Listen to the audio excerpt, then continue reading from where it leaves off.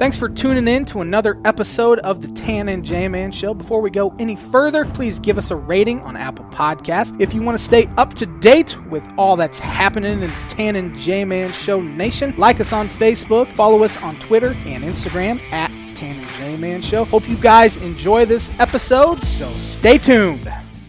Welcome back to another episode of the Tan and J-Man Show. We're live for the first time in a few weeks. Got the kinks worked out, I guess you could say. It was rough not being live, although we could say pretty much whenever we wanted, which is kind of nice. But anyway, this episode is brought to you by The Damn Landing. Whether you want an epic burger, hand-tossed pizza, hand-breaded tenderloin, seafood, craft beer, or a handcrafted cocktail, The Damn Landing is the place to be. The Damn Landing is a bar and grill located in beautiful Lake Manitou.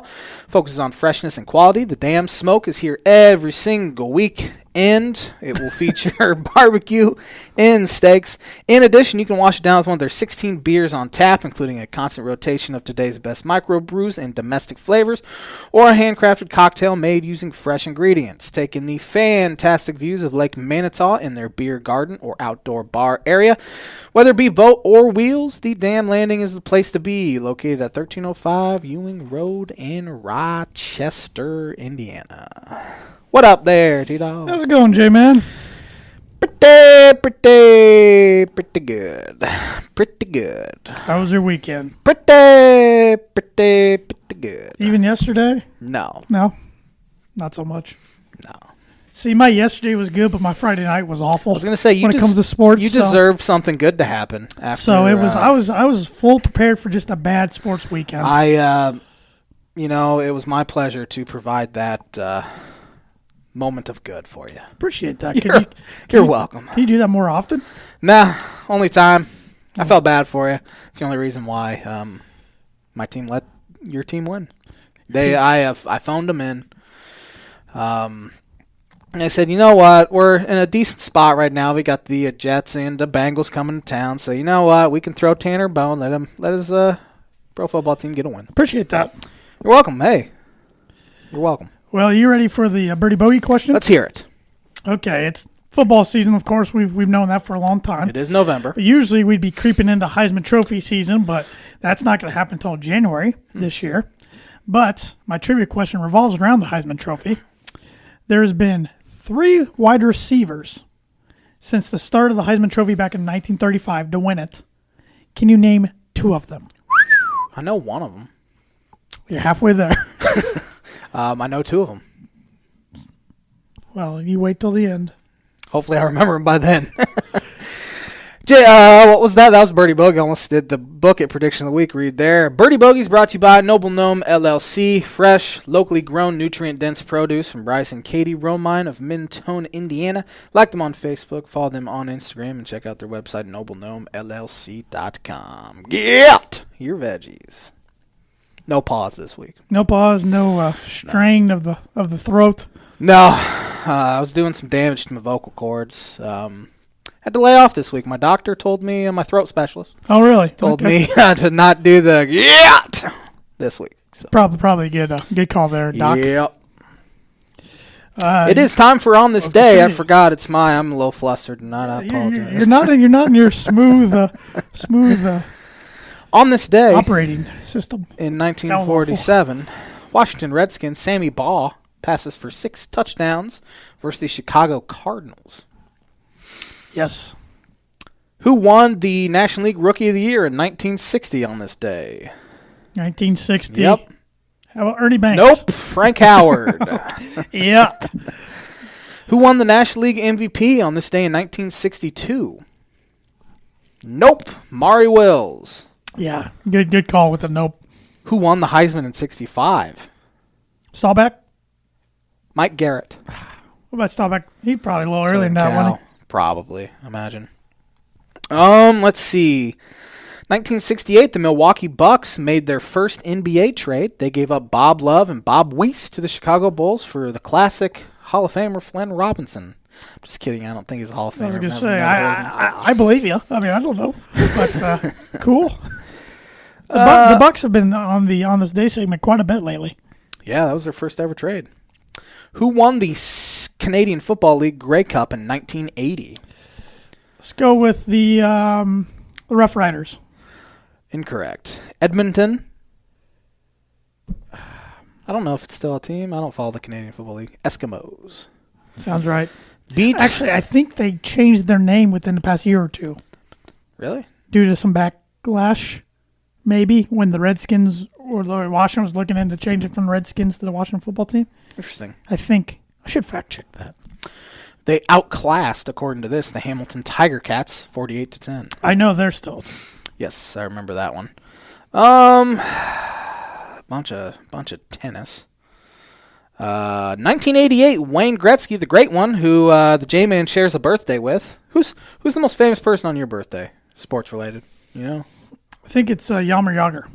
that's pretty good. Another hockey guy too. Wayne Gretzky, I share a birthday with him. Vince Carter as well. A good one. Ellen DeGeneres, Paul Newman, Chris Farley. That's a real good one. Mm-hmm. Lucky. Scores his 600th NHL goal. 1988, the New York Yankees, Tanner's favorite team, signs free agent second baseman Steve Sachs to a 3-year contract. 1989, the Bounty Bowl, as they call it. I'd never heard of it until right now. The Philadelphia Eagles defeat the Dallas Cowboys 27-0 at Thanksgiving in an ill-tempered game, after which Cowboys coach Jimmy Johnson accuses Eagles coach Buddy Ryan of placing bounties on players. Oh, so it wasn't Greg Williams this time? Not this time. Okay. Good old Jimmy J. 1991, the Sacramento Kings ends the NBA's longest road losing streak. How many games did they get? How many games in a row did they lose on the road? On the road. Let's go with 42. Oh, my gosh, 43. Oh. I thought you'd say like 20-something. I was going to go 30s. I'm like, let's just shoot for the stars there. That's brutal. This Kings stink. Brigham Young University quarterback Ty Detmer finishes with then NCAA career with a record 4,031 yards passing the season. Been shattered since. Yeah, Timmy Chain shattered it, didn't he? And then Colt Brennan. I'm sure Patrick Mahomes shattered it's only 4,000 yards. People do that all the time. What, single season? In the single season. Oh, I thought we were talking career. I'm going to look it up. Like, I think even Burrow did last year. Yeah. Dwayne Haskins blew by it. Yeah. He finished with 15,000 yards in his career. I'm sure that's been passed too. Who won the 53rd NASCAR Sprint Cup in 2001? 01 Sprint Cup. Let's go. Dale Sr. passed away that year. Crud. Let's go with Gordon. Pittsburgh's own Jeff Gordon. All right. Wow. Who won the Canadian Football League Grey Cup in 2008? The Blue Bombers are never good from Winnipeg. Going to Rough Riders again. Calgary Stampeders defeat Montreal Alouettes. 66,000 people were there. Second highest attended Grey Cup football game up there. Yeah. Not going to read that one about the suicide bomber. It's probably good. On this day in 2018, Phil Mickelson claimed $9 million, winner-takes-all prize in dramatic match-play golf duel with Tiger Woods. The match 3 is coming up Friday. It is Phil Mickelson and Charles Barkley against Peyton Manning and Steph Curry. Phil Mickelson, man. Interesting little match. That is, because Charles bad enough. Yeah, that Phil's going to have to do it by himself. Makes it pretty, because I think Steph's pretty good. And Peyton's pretty good. Peyton's pretty good. Because the match 2 was Peyton and Tiger versus Phil and Tom Brady. That was like in May-ish? Yeah, it was like the first televised sport in a long time. Yeah, it was like early May or so. That is all we have on this day. And I don't have the read-up. I am slacking. I can tell you it's the On This Day segment is brought to you by Proforma Print House, but let me get the read-up. You would think I would memorize it by now. We've been doing it this whole year. But if you're looking for a trustworthy, dependable resource for your next trade show, company picnic, or sales meeting, Proforma Print House has over 50 years combined experience in promotional products and commercial print. They strive for a fast and efficient response to all your print needs. You need to look no further. Let them be your one-source print and promotional company. Give them a call today at 574-210-3815. Print some stuff. Got the water bottle down here? It's in my office. It's in his office. They make cool stuff, though. Yes, they do. Starting this thing off tonight, Cubs had some big news here past week or so. You kind of called it 2 or 3 weeks ago. Theo Epstein has resigned as president of baseball operations. Thought it could happen. His contract was up after next year. It was very, very likely he wasn't going to be back. He always mentioned 10 years being the watermark.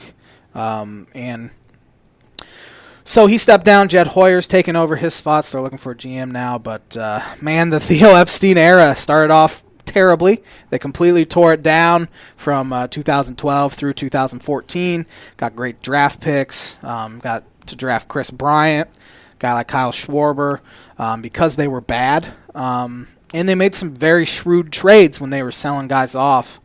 Their first trade they made was probably one of the worst trades Theo Epstein ever made. They traded DJ LeMahieu and Tyler Colvin to the Colorado Rockies for Ian Stewart and Casey Weathers. After that, he hit on about every single trade he did up until 2016 or so. The second trade he made, sold high on Andrew Kashner, got the captain, Anthony Rizzo. And then probably his most famous one, besides the Rizzo one, was trading Scott Feldman and Steve Clevenger to the Orioles for Pedro Strop and Jake Arrieta, who ends up winning a World Series. He took over a job that was deemed impossible, and he freaking did it, winning a World Series in 2016. So I will forever be indebted to Theo Epstein. Didn't go great at the end of his tenure. He turned them into a consistent winner. But I think his next appearance at Wrigley Field, it will be a deafening ovation for him. So, thank you, Theo. I know you're watching tonight. Just you saying his next appearance at Wrigley will be a deafening appearance. I can't wait till we have crowds back. Yes, I cannot wait. I think by I don't know about mid-season. I think they'll start off at like maybe 25 to 50% crowds, but hopefully by mid-season baseball we can have full crowds there. I hope so, man. Sports are really missing it. Yeah, I mean, the gameplay is pretty much the same, but you're just missing that crowd factor. Sure. And I'm sure the players are missing it even worse. Yep. So thank you, Theo. Yeah, Theo did wonders in Boston, then Chicago. Please don't tell me he's going to be in the secondary team in New York next. Yeah, he's been mentioned as maybe Mets. Stay away. Phillies. That's fine. Go to Phillies. But I think his most likely venture is to join an ownership group. Yeah. Which could be, he could join the Mets ownership group because Steve Cohen just bought him for a ungodly Could he do amount something of money. like Billy Bean? Billy Bean's, though, not even going to really work in baseball. He's going to be working more in soccer. Really? Is that what? Because I saw he's going to be part of their working with their Premier League team. Whatever Theo does, he does pretty dang well. He could really change the world. I really would love for him to be the next Major League Baseball commissioner. I thought you were going to say the President of the United States. Or the President of the United States, too. He actually said, because they actually were rumored maybe he'd get into politics and stuff, but he said, I don't know why anyone would want to get into politics. You're under a microscope. Your family's ridiculed, all that. I don't know why anyone would want to do that. But he'll do good in whatever venture comes next to him. It sounds like he's going to take the year off, which is probably, he has so much money. Yeah. And he's a Hall of Fame exec already. He's 46 years old. He broke a 86-year curse in Boston, 108-year curse in Chicago. What else can he do? He's accomplished everything he can in baseball. Yeah, he really has. Yep. Now the era's over. Jed, you better get some offense, buddy. You heard it. Jed, you heard it from the J-Man. One J-Man to the other. But we're going to get right into it. This episode's kind of revolved around our Big Ten basketball edition. We usually would have done this a couple weeks back, I feel like. 2 weeks back, maybe. 3 weeks back. Yeah, they usually start the season around like the first Friday or Tuesday of November. Yeah. So a little late, a little later but not than as late as the Big Ten football one was, or the college football edition, I should say. It's got to be a weird year. It's got to be different, or a year unlike anything we've ever seen. There's going to be no crowds at Big Ten venues. Really no crowds, I don't think, across the whole landscape of college basketball as far as I know. Butler's having 25%. I did see that. So there are some. Is the Big Ten going to allow family? because they're doing that for football. Of course, you can spread them out. I mean, you could spread them out. As far as I know, too. families of staff and players, yes, but you got to think you're talking about families of 12 players instead of 80 to 90. Yeah, but the stadiums are so much bigger in football anyway, so it kind of evens itself out. So it's literally going to be playing on neutral courts anywhere. It's going to be really weird. That's what makes you nervous about like early season games that you would consider like cupcakes. Like I don't even like not Ball State, because Ball State's pretty good, aren't they usually? No. You can say Ball State. Ball State, sure. You play a team like that, it's a close game late. They're not going to have the crowd on them. And usually the crowd scares them to death, and the team that's losing can come back and win at home. Or if you're a Northwestern hosting Iowa or something, the crowd might help you stay in it. More times than not now, the better team's got to win the game. We've seen more road teams win in the NFL and college football this year than we have in years past. I expect it to be the same in college basketball this year. Yeah, it's going to come down to coaching. I mean, the coaches got to get the players up. The players got to get themselves up, too. Yep. So it's going to be interesting, but college basketball's still fun. I mean, we haven't had it since the conference tournaments got shut down in March. The NCAA's got to do whatever they can to get this season in and get a tournament in. Have to get the NCAA tournament, or the NCAA might not be a thing. Yeah. Might not be the worst thing in the world if the NCAA disbands, because we know how corrupt they are. Yeah. But we need an NCAA tournament. J-Man needs an NCAA tournament. Yeah, this might be your best chance in a while to do something. So, but the NCAA tournament's talking about potentially being all secluded in Indianapolis, which would be cool. I would love that. Yeah, that'd be really cool. So, well, let's get right into the Big Ten. We're going alphabetical order, team by team. That starts with your Illinois Illini. Yeah, the Illini ranked number 8 in the country, first time being ranked in the top 10 in the preseason since the 04-05 season. They return. They got the huge news and arguably the biggest news in college basketball this year as far as guys coming back to school. And Ayo Dosunmu and Kofi Cockburn. Ayo has been mentioned as a unanimous All-American preseason. Kofi will be right there as well. I think he'll be a borderline first-team All-Big Ten kind of guy. They lost Andres Feliz. He was kind of their bulldog. I think they'll really miss him as well, coming off the bench. I mean, go out there only 6'1". He's going out there getting 6 rebounds, 6 assists, taking a charge, playing great defense. Kind of the heart and soul coming off the bench, and he played, starters minutes. They also lost Alan Griffin, transferred to Syracuse. He somehow got a waiver to play right away, which annoys the crap out of me. Now he can step on the chest of ACC players. Somebody else, yes. that one in there. He can go do whatever he wants now. That's a big loss, though, because he was a really good shooter, played great late, great offensive rebounder for his size. So I think they're going to miss him. But as far as newcomers, you have Adam Miller coming in, who was named the preseason Freshman of the Year. Top 40 recruit. In the Big Ten. He was 34th on Rivals. They have another top 40 recruit, Andre Curbelo or Curbeo. I don't know how to pronounce his last name.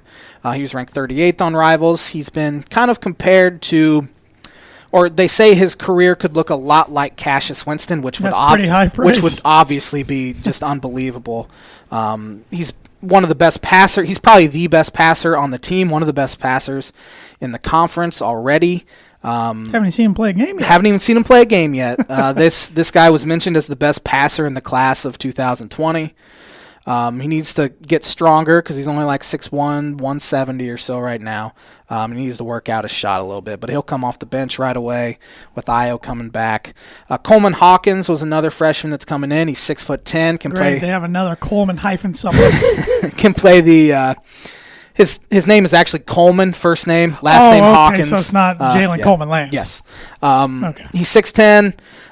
He averaged 6 assists per game in high school last year. Underwood raves about his basketball acumen. He's kind of a stretch 4 as well, and they think he could even play some 3 at 6'10". I could only see him playing 8 to 10 minutes a game just because they're pretty deep. Then they get 2 transfers coming in as well. Austin Hutcherson. He's dealing with a back injury. He's coming in from a D3 school in Massachusetts. They've said he's the best shooter on the team. He's 6'7", athletic. They're hoping he can be another kind of kind of a Duncan Robinson coming in from. You got some big comparisons here. Well, no, the only comparison we're making is he's coming from D3 to the Big Ten. They think he's not nearly as good a shooter as Duncan Robinson is. Okay. Then they get transferred from Holy Cross, Jacob Grandison, who play a lot at the 4. Really some question marks for him. It took them a while to get their defense good last year, and with all these new faces, the good thing is you get senior Trent Frazier back. I mean, Io's a junior. You have Georgie Bashanishvili, a junior. Forgot about him. DeMonte Williams is a senior, so that'll help big time. But we really need Georgie to bounce back. What are the goals for the team in your mind from a fan standpoint? I mean, number one goal, in my opinion, win the Big Ten. Yeah, that's always should be the Big Ten. They haven't done that since 2005. Yep. As far as the rest of it, go make a run to the Sweet 16. I obviously want to get past the Sweet 16. That's what I was going to. It was a Sweet 16 or Elite 8. That's where I was thinking maybe you were thinking. Yeah, they haven't been to a Sweet 16 since 05. I'm throwing a lot of this, haven't been since 05, that since 05. So they're really going to try to do stuff they haven't done in 15 years. Essentially. But I think this team's set up to do that. They have some tough tests early. They play Baylor next Tuesday. However, Baylor's dealing with COVID right now. Their head coach isn't going to be there. And they don't know if the team, because they pulled out of something this past when the season starts here this week. So they don't even know if they'll be able to play. Baylor's ranked number 2. That'd be a great chance at an early signature win. And then they go to Cameron Indoor with no fans. No Cameron Crazies. Which is nice. Yeah. They could get easiest environment you'll ever get there. So they have some opportunities to make their mark early. Finished 4th in the Big Ten last year. I think they'll finish above that this year. Yeah, they had a 21-10 record and a 13-7 record in conference last year. And they were looking at being around a 7 seed in the NCAA tournament when everything shut down. Of course, if they could have won the Big Ten tournament, I mean, they got the double bye. Who knows where they could have ended up. But obviously didn't get that opportunity. I am over it, though, I think. We'll see. If they lose to North Carolina A&T, I'll be right back. Can't believe they shut the season down last year. Well, let's just hope the season goes smoothly this year. There's going to be a lot of cancellations of games, postponements.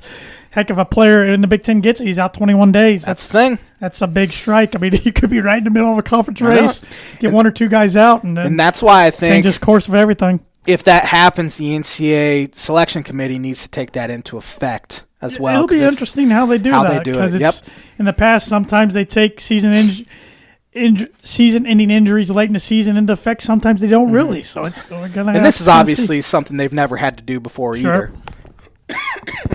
Yep. So that's all I got. That's all you got on them? Yep. Well, I only had 3 notes. I knew you're gonna. I kind of was just. I literally wrote 0 notes on Purdue because I knew you'd just roll with it. Yeah, so that kind of did the same. But Indiana Hoosiers coming off a 20-12 season last year, 9-11 in the conference. They were 11th in the conference. Expecting bigger things in year 4 of the Archie Miller era. They got Trace Jackson Davis returning for his sophomore season. He's preseason All Big Ten. Race Thompson's going to be back. These are just their bigger guys. Joey Brunk. Of course, they got Finney, Al Durham, Jerome Hunter. They got 5-star guard Christian Lander coming in. Reclassed. He was an original 2021. Yeah, he's supposed to be a senior in high school right now. So they got some talent. They're on the outside looking in of the top 25, preseason top 25 a little bit, but on paper they look to be pretty talented. Yeah, the only guy they really lost that played a bunch of minutes was Devontae Green. Yes. From last year. He was kind of a roller coaster.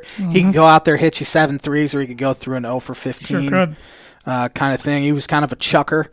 I fully expect this Indiana team to be good, but I don't know how much better they'll be than last year as far as standing-wise, because I think the Big Ten's so much better in the top 7 or so than they were last year. Heck, I think the Big Ten's about 10 deep with decent teams. I do too. There's really only maybe 3 teams that you could say, they're not going to be good at all. Yeah. So it'll be interesting to see what kind of year they have. The fan base is kind of split on Archie Miller. Some people love him. Other guys are not as big of a fan. Because last year it looked like they were going to get in. They were going to get in. 20 and 12. So. they were probably looking at about a 10 seed, maybe a 9. Yeah. They had to play on Wednesday of the Big Ten tournament, and they beat Nebraska. That was the last Big Ten basketball game we got. Everything shut down. Remember how bad Fred Hoiberg looked during that game? Yeah, he was sick, and like they're having him stay on the bench, and it just that night felt like the world was ending. Yeah, with that's the kind of NBA shutting down. Turned. Major League Baseball did the next day. That's when it kind of all Hockey, happened. yep. Mm-hmm. Sure did. That's all I got on the Hoosiers. The Iowa Hawkeyes, they're bringing back their best team in a long, long time. They're ranked 5th in the preseason. They're coming off a 20-11 season last year. They're 11-9 in conference for a 5th-place finish. Luke Garza has been preseason not only Big Ten Player of the Year, but National Player of the Year. Was he the National Player of the Year last year as well? I think he was at the end of the year. When's the last time a National Player of the Year came back for another season? I should know this, but I don't. I feel like there's been somebody we should know, but maybe Hansbrough, maybe? Could have been. I don't know that would make sense. I don't know. But you got Garza back. You got C.J. Frederick, who shot 46.1% from behind the arc last year as a freshman. I believe he's a freshman. Wieskamp's back. McCaffrey's back. Bohannon's back. He's a big Jordan one. Bohannon, he only played 10 games last year. My biggest question with Iowa is defense. They were 97th last year in defense. They've never played a ton of defense, but they'll score 85 plus. It should. Of course, you look at a team like them, Luka Garza gets the COVID. Yeah, out 3 weeks. What happens? Absolutely. They don't have that low post pressure. They also lost Ryan Kriener, who was some big man depth there. I thought Joe Wieskamp was kind of a disappointment last year in his sophomore year. They need him to take a step forward this year. But Iowa's really good looking squad. They're loaded. They're going to be up there towards the top all year if they can stay healthy. Got the Maryland Terrapins. They were dynamite last year. They got 3rd in the conference, but they had a 24-7 record. 6 of those losses coming in conference. They had a 14-6 record. They lost Cohen. They lost Sticks, who was a top 10 draft pick. Yep. Kind of surprised me. So those are their big 2 pieces last year gone. But they have Eric Ayala. I don't know how you pronounce the last name back. Daryl Marcell's back. Aaron Wiggins is probably their best player. Aaron Wiggins back. Returning. Dante Scott's back. They're getting Galen Smith, a transfer from Alabama, in. They also got a transfer, Aquan Smith from, I can't read my writing. No idea what school that is. Transfer from somewhere. So it's going to be interesting. I've never been a huge Turgeon fan as far as in-game coach. I think he recruits well, but I just don't think he's the best X's and O's coach. So. Yeah, they lost their whole team essentially with Cowan and Sticks. This is kind of a transitional year because they've been perennially in that kind of top 6 easy tournament team. It'll be interesting to see what they can accomplish this year. I don't know much about them. They're kind of older now. I think all those guys that were sophomores turned to juniors because they had a bunch of sophomores last year. So they're kind of a wild card team. Yes. In a sense. You got the Michigan Wolverines. They're 25th ranked in the AP poll. They finished 9th in the conference last year, 19-12 record, 10-10 in the conference. Juwan Howard enters his 2nd year. Isaiah Livers is back this year. He was hurt a majority of last year. Franz Wagner's back. He's a preseason All-Big Ten player. They got a grad transfer from Columbia named Mike Smith. He averaged 22.8 points per game last year. Chandic Brown's a transfer from Wake Forest. Brown. He also got the top Big Ten recruiting class, so which he can prove. He's already proven he can recruit very well. They lost Xavier Simpson and John Teskey. Yes, thank goodness. I forgot about Teskey. But they get Eli Brooks back as well, who broke his nose the game we were at. Do you remember that? I do remember that. I don't know if it went face-to-face or accidentally elbowed. Obi Toppin was National Player of the Year. Excuse me, not Luka Garza. Really? Last year. Probably should have been Garza. Obi Toppin was really good, but now he's a Nick, poor guy. Yeah.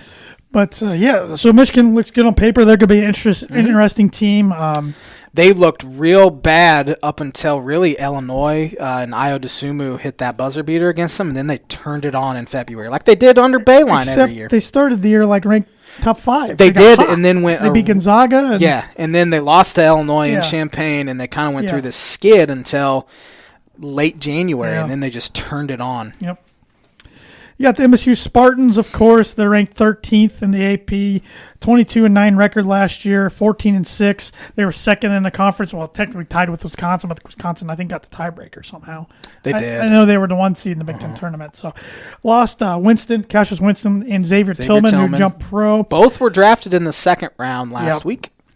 Josh Langford's back this year. Yes, haven't heard him in really 2 years. He got hurt in February, I think it was, maybe January of 2019. Yeah, keeps hurting his foot. Missed pretty much all of last year. Now he's back. We'll see if he can stay healthy. One of the Hauser twins is eligible and ready to go for him this year. Joey. Aaron Henry's back. Rocket Watts, Gabe Brown, Marcus Bingham. Bingham. So still loaded. They still got Tom Izzo, so they're always going to be in the hunt no matter what. Rocket Watts, I think, could be a breakout player. Could maybe name to say, Rocket Watts. Double his point per game output from last year. It's Michigan State. They're going to be there. Yeah, no matter what. Yep. Minnesota Golden Gophers coming off a 15-16 year last year, 8-12 in conference for a 12th place finish. I think this is a big year for Richard Pitino. Mm-hmm. He does get Marcus Carr back, one of the elite scorers in the league, and Gabe Kalashar. But they lost Daniel Oturu. He jumped to pro early. He seemed like he'd been there for a while. But they got Liam Robbins coming in from Drake. Yeah, he's huge. Roth, Gatch, I believe is how you pronounce his name, from Utah. Yeah. So. Eli Robbins is 7'1". He's from the Quad Cities, which is where my parents live. Average about 14 points a game, 3 blocks at Drake. Be interesting to see if he can keep up with the Big Ten kind of speed. Because, there's guys that are now pretty much his size he's going up against. But losing Oturu, he was great last year. But they get Marcus Carr back, as he said. It might be kind of a one-man team, though. Kalashar's going to help here and there, but he struggled shooting the ball last year. He's better as a freshman. They're kind of a interesting team as well. Kind of in that Maryland. Right there. Their top recruit. Did you name this? I don't know if you said this. Jamal Mashburn Jr. Oh, I did not have that down. Jamal Mashburn was a pretty good player. That makes me feel old. I know it. Nebraska Cornhuskers entering year 2 of the Fred Hoiberg era. They finished last in the conference last year, 7-25 record, 2-18 conference record. One of those was against my Purdue Boilermakers. pretty embarrassing. Transfer University. Yeah, they got Trey McGowan's from Pitt. They have transfer from Nevada. Don't have that one written down. They have a transfer from Western Illinois. That is Kobe Webster. West Virginia. Teddy Allen. TCU. Didn't get that one down. Tennessee. Didn't get that one down. Ohio. I just wrote their really good ones down, I guess. And Western Kentucky. Wow. An insane amount of transfers. I really didn't know where to put them in this when I ranked them. Because you have no idea. We just don't know. Well, to go with Trey McGowan's, the transfer from Pitt, they got his brother who's a 5-star recruit, Bryce McGowan's. They also had Kobe King. He transferred from Wisconsin, but then he's no longer there. Where is he? Did he? Where he ended up. Yeah, no idea. But moving on to Northwestern. Another team that was in the bottom cellar of the Big Ten last year, finished 13th with an 8-23 record, 3-17 overall in the conference. They only lost one starter from that team. That was Pat Spencer, the lacrosse player. Mm-hmm. So they got Ryan Young back, Boo Booey's back, Miller Kopp's back, Pete Nance is back. They have freshman Ty Berry and Matt Nicholson, 2 of their key freshmen. I don't know, man. Chris Collins, it looked like he was the real deal a couple years ago, and it's turned the other way for him. All I wrote about him, because I was kind of done doing my research a little bit, I put garbage basketball team. Yeah, they're not going to be very good. They don't really have any fans that would have watched the show, so I don't feel bad about putting garbage basketball team. We're not doing that much research. Kobe King, it does not say if he ended up anywhere. He just left, essentially. The Ohio State Buckeyes are ranked 23rd in the AP poll. They're the favorite team of the J-Man's Book Prediction of the Week sponsor, Indiana Farm Bureau insurance agent Travis Watching. They were 7th in the conference last year, 21-10 record, 11-9 in conference. They lost Caleb Wesson brothers. Both of them, yep. They also lost Luther Muhammad, Alonzo Gaffney, and DJ Carton. Where did Muhammad end up? I forgot he's that. Gosh, I want to say somewhere on the East Coast, but I could be way off. DJ Carton transferred. Iowa State, right? Or no? To Marquette. Yep. Yeah. They lost a lot. Luther Muhammad, Arizona State. East Coast, good one, Tanner. Kyle Young's back. C.J. Walker's back. Dwayne Washington's back. E.J. Little's back. I think E.J. Liddell will be a first-team All-Big Ten guy this year or by the end of his career. They gained Harvard transfer Seth Towns, who averaged 16 points per game in 2018, and they got a transfer from Justice Singh, who averaged 14 points per game in 2019. Yeah, he's from Cal. And they got Jimmy Sotos from Bucknell.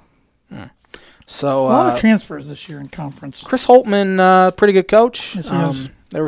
They were solid last year, unspectacular, but they were going to be in the NCAA tournament. Yeah, I'm not sad to see the Wesson brothers go, especially Caleb. So then you got the Penn State Nittany Lions. No Pat Chambers at the helm anymore there. Jim Ferry took over. Yep. They were 6th in the conference last year, 21-10 record, 11-9. One of those schools that was really disappointed to see everything come to a halt because they had a chance to maybe make a run. They lost Lamar Stevens, one of the best players to ever come through the school, and Mike Watkins, who looked like he was 45 the whole time in his career. Well, he was there 45 years, too. Myron Jones is back. Miles Dredd, he can go off, and Brockington, I believe. Isaiah Brockington. But besides that, I don't have any notes on them. I didn't really put anything else on them either. I think they'll take a pretty sizable step back this year. That was kind of their one team that was set up to do some damage because Lamar Stevens can carry you. I mean, he would have been, if not, he might have already been the all-time leading scorer. Yes. Penn State history. Mike Watkins blocked shots into the 12th row. But they lose those guys, and who knows if they'll ever get a chance like that again. Oh, yeah. Got to feel for them and Rutgers, who we're going to talk about here in a little bit. But Purdue Boilermakers lost quite a bit. Evan Boudreau, Jod Proctor, and then they lost via transfer Nogel Eastern, who was a 2-year starter. Matt Harms, who was a 2-year starter. Matt Harms went to Brigham Young. Eastern went to Howard after trying to go to Michigan. It's a really weird scenario there. This Purdue team's going to be extremely young, no seniors at all. 5 new newcomers, even though 2 of them are red shirts, but I'm calling newcomers because they've never played in a game. Sure. That's Mason Gillis, Brandon Newman, Jalen Ivey, Ethan Morton, and Zach Eady. I look for 1, if not 2 of those guys to start. I think Ivey's got a good chance to start, and I think Newman possibly. Now, Ivey might come off the bench. Sasha Stefanovic might end up starting to start the year, but I'm not sure what the starting lineup's going to look like. Projected starting point guard Eric Hunter Jr., who is a junior on the team, is out. They were saying 6 to 8 weeks with a lower leg injury. It might be closer to 4. Painter said he's coming along with his rehab really well, his recovery. Ethan Morton, though, one of the freshmen that Matt Painter says is the best passer he's ever recruited, which is pretty high praise because Dakota Mathias was a pretty good passer a couple of years ago, the Midwestern Cowboy, who got signed to a two-way deal by the Philadelphia 76ers this past week. But Morton's he's recovering from mono. So that takes a while to get your legs back. He's been practicing. Not sure if he's going to play Wednesday against Liberty. I just have no idea what to expect out of this Purdue team. They still got a great coach. Death Texas Matt Painter, as John Rothstein says, as my shirt says here.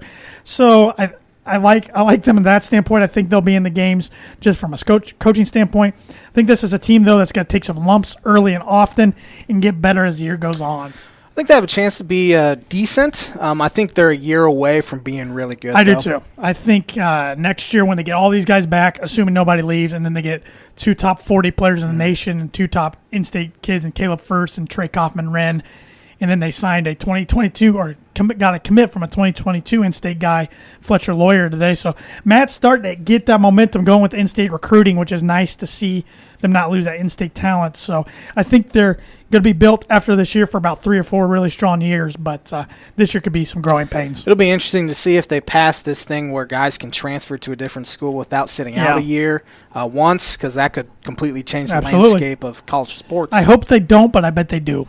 Purdue's got to rely heavily on Travion Williams, who was a Big Ten preseason player selection. So then you got Rutgers. We kind of mentioned them a little bit ago. They are ranked 24th. They were 8th in the conference with a 20-11 record, 11-9 in conference. But they were looking at their first conference or their first NCAA tournament berth since the early 90s. 91. 91. I was going to say 93. Geo Baker's back, one of the conference's best scorers. Ron Harper Jr.'s back. Miles Johnson's back. Jacob Young's back. So they got their core back. They're going to be good again. Pikel's a good coach. Lost Akwasi Yaboa. Yep. Thank who goodness came you off the took that bench. name. I didn't write that down on purpose. Huge fan of Steve Peichel. He's done an Yeah. unbelievable job there taking over. I don't even remember who the guy was. He was awful. I can picture him in my head. He played in the Eddie NBA. Jordan? Eddie Jordan. Yeah. Nah, Eddie Jordan? I Yeah. think that's... I'm pretty I sure. think so. Yeah. But, yeah, Steve Peichel's done a heck of a job there. That should be pretty tough this year. And then you got Wisconsin, the defending Big Ten champs, 21-10 record last year, 14-6 in conference, ranked 7th in the preseason polls. 5 seniors returning. They got Trice returning, Davidson. Thank goodness he's a senior. Reavers, Potter, and Ford. They had only lost Pretzel. He was their only guy who played significant minutes. Besides Kobe King, but they lost him midseason. That turned him around, if you it remember did. right. They have a 5-man recruiting class led by Ben Carlson coming in. So we'll see what Greg Gard does. He really saved himself for many years to come last year. They're ranked 7th. They were the worst Big Ten champion of my lifetime last year. That team had the easiest Big Ten schedule out of anyone, playing a bunch of good teams just once. I don't think they'll be even in that top 5 this year. So. Well, you don't think they're going to be in the top 5, so who do you got as the... I think I should know this one. But. Let's go 14-1. Okay, that's fair. I have Northwestern 14th. I got Penn State. That's fair. 13th, who you got? Nebraska. I have Nebraska 13th. I kind of want to switch them and Penn State, though, because Penn State's my 12. I got Northwestern at 12, and I kind of want those bottom 3 can kind of shuffle around. I feel like they're by far the bottom 3 of the Big Ten. I have Minnesota 11th. I do as well. Maryland 10th. I do as well. Purdue 9th. I do as well. Indiana 8. I got, I believe, Michigan 8. Ooh, we're way off on Michigan. Yes, I got Michigan 8. Way off. Ohio State 7. I got Ohio State 7. Wisconsin 6. Indiana 6th. Rutgers 5. Rutgers 5. Michigan State 4. Michigan State 4. Michigan 3. Wisconsin 3. Iowa 2. Illinois 2. I had to have Illinois first. I don't know if they'll actually win it, but just the fact I can actually say that makes me excited, so I had them number 1. I got the Hawkeyes number 1. In winning the whole dang thing. So I'm not going to make any Final either. Four predictions this year. I think we can both agree on Big Ten Player of the Year, probably Luka Garza again. Should be. I'm hoping Io can do it because that'd be awesome. Coach of the Year, I don't even want to make a guess at that no one. idea. That's too hard. Yeah. But that is our Big Ten basketball preview show. The show's not over. No. The preview is. Yes. But that was fun. Yeah. I love talking college hoops. Yeah. Want to go straight into the NFL? We got about 18 minutes left. Yeah, let's do it. 3 winners, 3 losers, or we can do 2 winners, 2 losers. Let's go 3 winners, 3 losers. Starting with the winners, Indianapolis Colts. Yep, they're one of my winners. Come back from, I think they were 15 down at half. Yeah, they are. Aaron Rodgers has lost to the Colts now twice in his career when being up 14-plus points, and I think he's only done that like 3 or 4 times in his career. Yeah, the Colts, I thought were going to choke it away because they had about 12 holding penalties in a row. But Rivers got a little banged up there. They found a way to win, forced a turnover in overtime, got a chip shot field goal. Colts are a really good football team. Yes, they are. A big matchup this week against Titans. Another winner of mine. Tennessee Titans were another winner of mine. As we said, they play the Colts this week. Overtime win in Baltimore. Got down double digits as well in the second half. Came back and won. Derrick Henry was just a monster. I'm going to go with Carolina Panthers. C.J. Walker. That was cool story. Just keeps his name. That's not his name. PJ. PJ. Too much sauce. I was thinking of the guard on Ohio State, but he's still there. We didn't even mention him. Yes, I did mention him. Oh, you did? Yeah. Real quick when my rundown of returning players, but P.J. Walker was 5-0 in the XFL before it shut down. Now he's 1-0 with the Panthers, so pretty cool. They shut out the Lions. First time the Lions have been shut out in the Stafford era. Last time they were shut out, Dante Culpepper was their quarterback. I'm taking all my notes for the losers category, except the Lions as a loser. Sorry. I said had a chance to get to 5-5, right back in the thing of things in the NFC, but laid an egg against backup quarterback and XFL legend P.J. Walker. Yeah. Shut out for first time in Stafford era. Culpepper. Son of a gun. Yeah. We didn't even compare notes beforehand, so... New Orleans Saints were another one of my winner. Yeah. Just playing without Drew Brees. Taysom Hill got the start, and he played really well. Yes, he did. Brees broke 11 ribs. Yeah. painful. I think he could be back in week 16, they think. Sage Rosenfels tweeted he broke one rib, and he still feels it 12 years later. Yeah. So it's insane that Breeze did that. My last winner, I got to go with the Broncos just because they beat your Dolphins. That's the only reason. If they beat anybody else, I really wouldn't, unless it's like the Chiefs or the Raiders. I wouldn't care that much. But if I can brag just a little for one show, I got to do it. I was pretty bad when Illinois kicked Purdue's butt twice last year, so I deserve it. I do take solace in the fact that they're still 6-4 and get the Jets and Bengals absolutely coming up, but still. It was just surprising that the Broncos owned a line of scrimmage on both sides of the ball. Yeah. I hadn't seen I that thought all they year. might on defense, but their offensive line played well, and I thought the Dolphins would be able to get pressure all day, and they didn't get one sack. Yeah, and the Broncos got at least 6 sacks. They had 6. On Tua, I knew they had 6 on Tua. I don't think Fitz got sacked No, once. no. Losers, I said Lions. Yep. Dolphins were one of my losers, but I don't really want to talk about them. All right. New England Patriots, another loser. Had a chance to get to 5-5, just like the Lions, and back in the convo, at least in the AFC. But lose to the now 3-7 Houston Texans. After playing that great game on Sunday night against Baltimore, they went out and could not replicate. Minnesota Vikings lose their mind. Just when I thought they were going to get back to 500, starting to play good ball, you lose the Andy Dalton-led Dallas Cowboys. Kind of the same as the Lions in a sense. Another loser mind, the Las Vegas Raiders. Of course, I don't like them, but I also don't like the Chiefs. So I kind of wanted the Raiders to beat them last night. I thought the Raiders' offense played about as well as you could ask for. Their defense just isn't good enough to stop Kansas City's, but really whose is when they're clicking.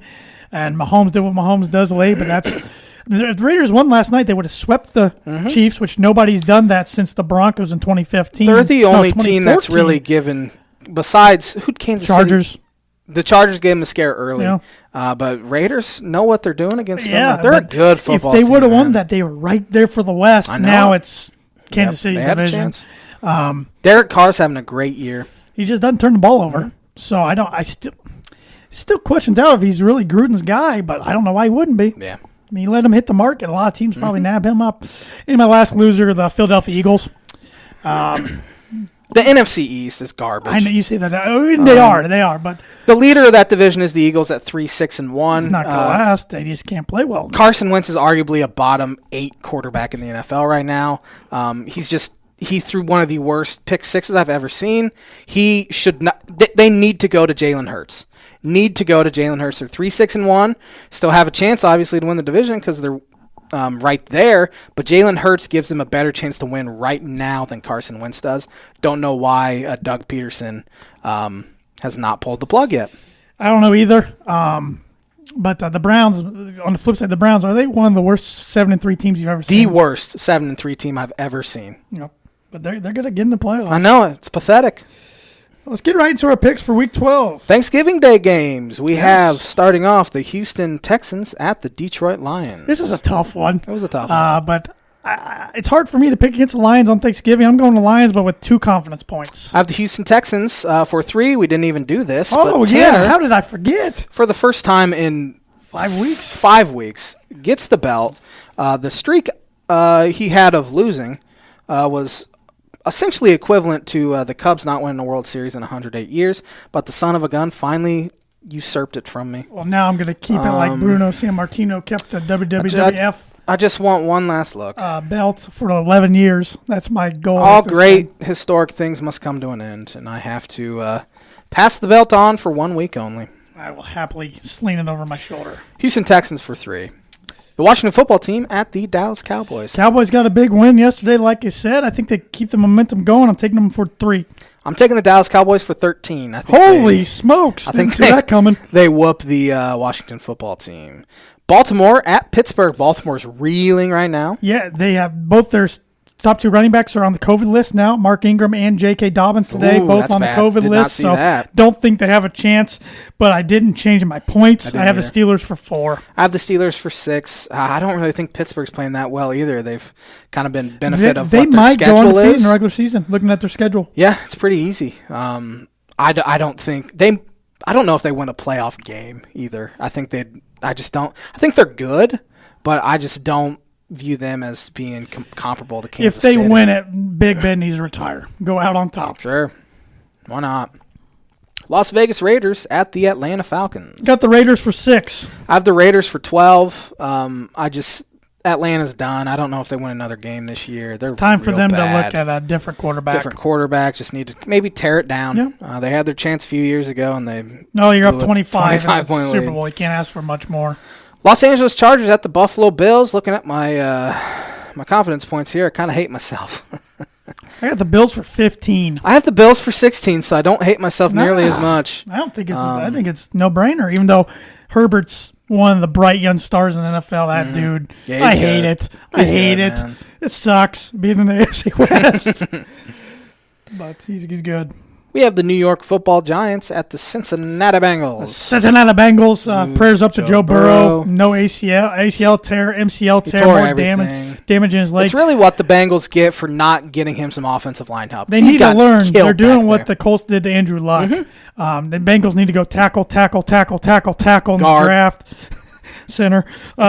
Taking the Giants for 13. Taking the Giants for 11. Giants need to keep winning. They might end up winning the division too. Everyone's right there. It's pathetic.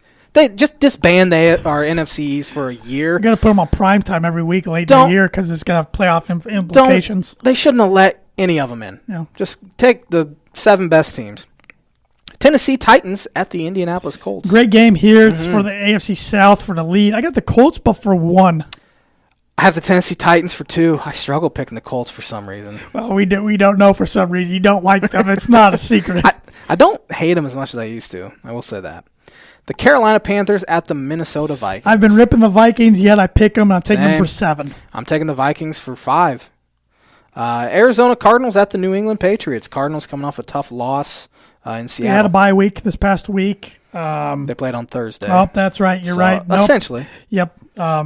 Yeah, I forgot about that game. Cardinals for 10. I have the Cardinals for 10 as well. Miami Dolphins at the New York Jets. Taking the Fish for 16, back-to-back weeks. I've Don't put like all that. my confidence points in them. Don't like that. I have the Dolphins for 9. Could see the Dolphins losing this. If they do, you might not hear from me for a while. Replacements, send in your resume. Cleveland Browns at the Jacksonville Jaguars. Jaguars stink. They've given up. Real bad. Browns for 14. I'm taking the Jaguars for 1. I think this Browns team's garbage, man. And they're 7-3. I think they're due for a slip up. I think it's going to happen this week. That'd be quite the slip up. New Orleans Saints at the hot Denver Broncos. Yeah. Glad they got the win yesterday, but their schedule, like I said, told you off air, I still think the Broncos going at best 6-10, but 4-12 or 5-11 is probably more likely. Give me the Saints for 9. I have the Saints for 4. I could see Denver keeping it close. Drew Lock can't turn the ball over. No. At least he only did it once yesterday. And it was early, and I thought he's going to have like 6 Yeah, of he them started off today. 0 for 6, and then he got in the groove. Yeah, give me the Saints for 4. San Francisco 49ers at the Los Angeles Rams, who kick off here in about an hour. Give me the Rams for 8. I have the Rams for 14. You're a big Shanahan guy, but they are thrashed with injuries. Kansas City Chiefs at the Tampa Bay Buccaneers. This should be a good one. I'm surprised this isn't a Sunday night matchup, but of course, the Sunday night matchup. Give me the Chiefs for 5. I have the Chiefs for 8. I just think they're better than Tampa Bay is. Chicago Bears at the Green Bay Packers. Bears did not lose this week. Well, they're 5-5. They're reeling right now. Packers coming off a tough overtime loss to the Colts. Give me the Packers for 12. I have the Packers for 15. Bears started out, were they 5-1 and have lost 4 in a row? I think Bears might win one more game, maybe 2. Nagy. He's gone. Ryan Pace should be gone. So what old guy are they going to hire? What old guy? Marty Schottenheimer. All right. Marvin Lewis. Oh, good call. Seattle Seahawks at the Philadelphia Eagles to wrap up. Well, a bird's going to win this game, but give me the Sea Chickens for 11. I have the Seahawks for 7. Carson Wentz is garbage. Real bad. Terrible. Jalen Hurts needs to be starting. That's our picks. We got about 7 minutes. We need to rifle through our Week 6 Big Ten picks. This will be the J-Man's Book of Prediction of the Week. I think every Big Ten game this week will be decided by at least 14 points. I think every game's going to be pretty much a blowout. Yeah. Looking at the schedule. I have a feeling we're going to agree on all the picks, Yep. so this isn't going to be fun at all. J-Man's Book of Prediction of the Week brought to you by Indiana Farm Bureau Insurance Agent Travis Watching for life, home, auto, renters, business, workers' comp, and farm insurance. Contact Travis at 219-869-4561. His email is travis.watching@infb.com. He can now sell insurance in Ohio. Yeah. I don't remember what he said he could sell, though. I think it was renters. I got it. I'm not going to guess. Auto. Home, renters, auto, and life. Home and life. So he's selling insurance in Ohio. Yep. So if you're watching from Ohio, give Travis a call at 219-869-4561. Yeah, we don't have too much time to recap anything in the Big Ten over the weekend, but Friday afternoon. I would love to have a word with the Big Ten side judge up there in Minneapolis, a dude from St. Paul, Minnesota. It's been part of a screwy finish with Minnesota back in 2018 against Fresno State. Peyton Durham did extend his arm. I'm not going to say he didn't. Great call. But if he pushed him at all, that guy didn't go backwards. Did you watch John Boy's? Yes, I did. Did you? That was pretty funny. Fantastic. His breakdown. He did give the official credit that he threw it before the guy caught a touchdown, because if he would have caught it and then threw it, then you knew. Yeah. But it's interesting. He didn't throw it when the initial contact. Maybe it got stuck or something, but it happened so fast. It was cheap. I don't know how you call that in that point of the game. Let's just put it this way. FanDuel, DraftKings, and another big mobile online betting service gave everybody their money back that bet on Purdue money line or with the spread. So that kind of tells you something. They also did that in the Indiana-Penn State game in week 1. So I'm mad about this one. It's going to stick with me for a while just for how it ended, but got to move on. So Nebraska at Iowa Friday afternoon after Thanksgiving. They're really trying to make this a traditional rivalry. They put it on Friday for a while now. But give me the Hawkeyes for 5. Iowa's starting to play well. I have Iowa for 5. Northwestern at Michigan State. Got Northwestern for 6. I have Northwestern for 6. Maryland at Indiana. Indiana for 4. I have Indiana for 4. No, what? IU for 4. My gosh. Penn State at Michigan. Michigan for 1. I have Michigan for 1. Ohio State at Illinois. Ohio State for 7. Ohio State for 7. Minnesota at Wisconsin. Wisconsin for 2. We differed. Wisconsin for 3. This is gonna. We could just all get the same. We could get the same anyway. Rutgers at Purdue. Purdue for 3. Purdue for 2. So it doesn't matter what happens. Unless Minnesota beats Wisconsin. Yeah, some stuff could happen, I guess. If Minnesota beats Wisconsin, you would win, and all the other games stay the same because I would lose by 1. I don't want to win bad enough to root for PJ Fleck. So. That's a good point. Can't stand that guy. He's easily my least favorite coach. I thought maybe Scott Frost was. Fleck, head and shoulders. Can't stand him. Nebraska's garbage, though. Getting just demolished by a horrendous. Yeah, we got to think team. what's in it for their players anymore unless they love to play. Yeah. I mean, it's getting to that point all across the college football landscape. Yeah. Notre Dame Fighting Irish missing 2 starting offensive linemen, traveling to Chapel Hill to face another ranked team in North Carolina. Do the Irish get it done? No. Give me Carolina. Going with the upset, huh? They're missing 2 offensive linemen. I don't know why I like this upset pick, but I like picking against the Irish. I do think the Irish get this one done, but I think it's close. It's going to set up an interesting rematch in a couple weeks. Are you ready again for your Birdie Bogey? Let's hear it. Heisman Trophy started back in, I believe it was 1935. Since then, there's only been 3 wide receivers to win the Heisman Trophy. Can you name 2 of them? Tim Brown. Tim Brown was one from Notre Dame in 1987. Desmond Howard. Desmond Howard was another one. He was the last one to do it in 1991. He's a wide receiver / punt returner. Let's see. I want to get this third one. I don't even have a name that's coming into my mind. Johnny Rodgers, wide receiver / running back, 1972, Nebraska, yep. Yeah, I was talking about this with Andrew Eiler and Evan Webb, 2 close friends of the show, and we were wondering who the last wide receiver was to win the Heisman. And I said D.D. Westbrook from Oklahoma was in contention a few years ago, but wasn't in serious contention. Randy Moss was in contention when Woodson won it over Peyton Manning, Charles Woodson, back in the late 90s. My arm's hurting. But, correct, you got it. Awesome. You got a birdie. So I figured you'd get the 2 you got. I didn't think you'd get Rodgers. So why don't you wrap us up there, J-Man, for episode 210 of the Tan and J-Man Show. Thanks for watching. The Tan and J-Man Show. You can like us on Facebook, follow us on Instagram and on Twitter. Get some merch. We have a promo code where you can get 20% off. Promo code. Some items, not all items, but use the promo code FOUR, all caps, because this Saturday makes 4 years of the existence of the Tan and J-Man Show. Get some swag. Which is a new shirt on there, too. So it talks about the established year of the Tan and J-Man Show.